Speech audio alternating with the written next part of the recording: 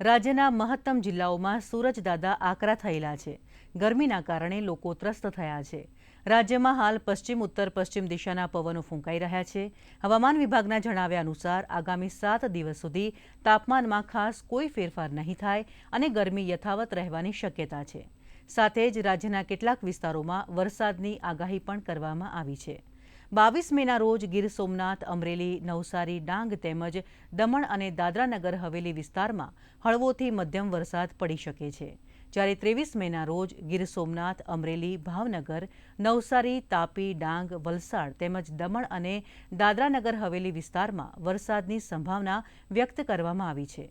બીજી તરફ રાજ્યમાં બુધવારે અમદાવાદમાં 43.7 ડિગ્રી, અમરેલીમાં 43.1 ડિગ્રી, રાજકોટમાં 43, ગાંધીનગરમાં 42.3 અને ડીસામાં 41.4 ડિગ્રી તાપમાન નોંધાયું હતું. દેશના હવામાનની વાત કરીએ તો હવામાન વિભાગે આજે દિલ્હી, હરિયાણા અને ચંદીગઢના કેટલાક ભાગોમાં ગરમીનું ઓરેન્જ એલર્ટ જાહેર કર્યું છે.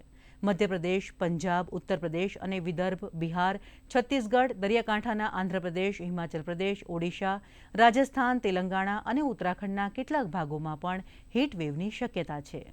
अहमदाबाद का जो पूर्वानुमान है इसमें मेनली क्लियर स्काई रहेगा और जो अधिकतम तापमान है 43 डिग्री सेंटीग्रेड के आसपास रहने का संभावना रहेगा. अच्छा, अभी जो अधिकतम तापमान सबसे ज़्यादा रिकॉर्ड हुआ है अहमदाबाद में 43.7 डिग्री सेंटीग्रेड रिकॉर्ड हुआ है.